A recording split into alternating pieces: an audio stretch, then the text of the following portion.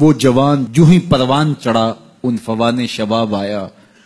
تو اس کی پیشانی سجدے کے تقدس سے مالا مال ہو گئی، اس کی آنکھوں میں حیا اور شرم کے پہرے آ گئے، اس کے خیالوں میں پاکیزگی آ گئی، اس کی زندگی کے شب و روز نیکی کے ماحول میں بسر ہونے لگے،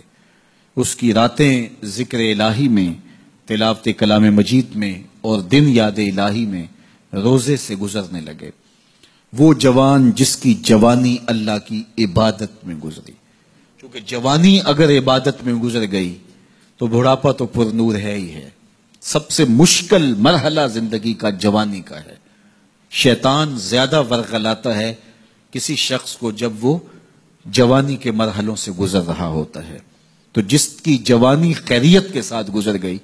اور اس نے اپنی جوانی کے تقدس کو محفوظ رکھ کے منزل تک پہنچا لیا، اپنی عصمت کے جوہر کی حفاظت کی، اپنی آبرو کو لٹنے نہیں دیا، اپنی آنکھوں کی شرم و حیا پر پہرے بٹھائے اور آنکھ کو برباد نہیں ہونے دیا اور اپنی زندگی کے تقدس کا پہرا دیا، تو جو جوان اپنی جوانی کو خیریت کے ساتھ گزار گیا۔ کسی نے کہا تھا نا، کتاب زیست کا ایک اور باب ختم ہوا، شباب ختم ہوا، ایک عذاب ختم ہوا۔ تو جوانی جس کی منزل تک پہنچ گئی خیریت کے ساتھ، عافیت کے سائے میں، مشکل تو بڑا ہے جوانی کو منزل تک لے جانا، خیریت کے ساتھ،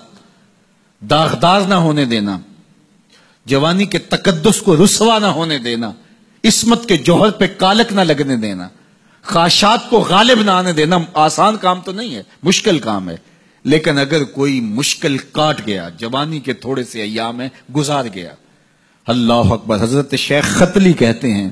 داتا گنج بخش علی حجویری علیہ رحمہ کے مرشد ہیں، الدنیا یوم ولنا فیہا صوم، وہ کہتے ہیں دنیا ایک دن ہے، ہم روزہ رکھ کے گزار رہے ہیں۔ تو روزہ رکھ کے سارا دن گزر ہی جاتا ہے، دوپہر بھی آتی ہے گزر جاتی ہے،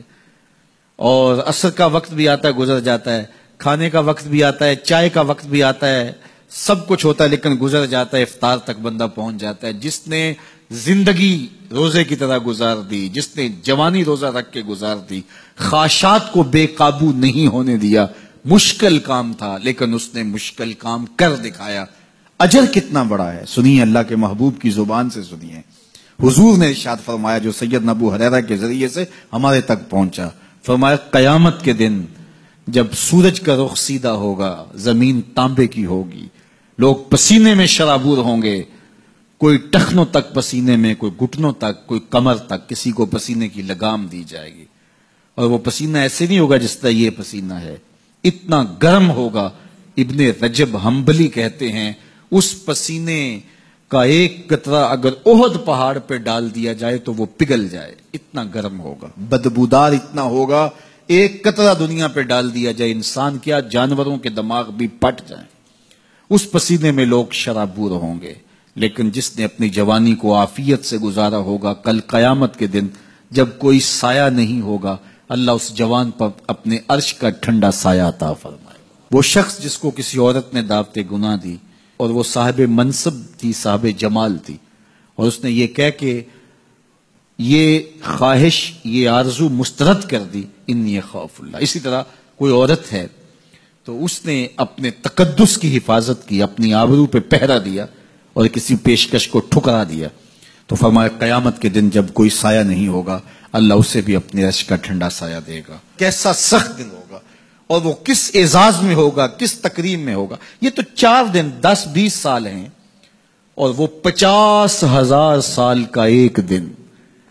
پھر اس کو اللہ کا شکر ادا کرنا ہوگا کہ اللہ تو نے کتنا کرم کیا میرے اوپر کہ میری جوانی خیریت اور عافیت سے گزری، اور آج اس کا تو کتنا بہتر صلہ مجھ کو دے رہا۔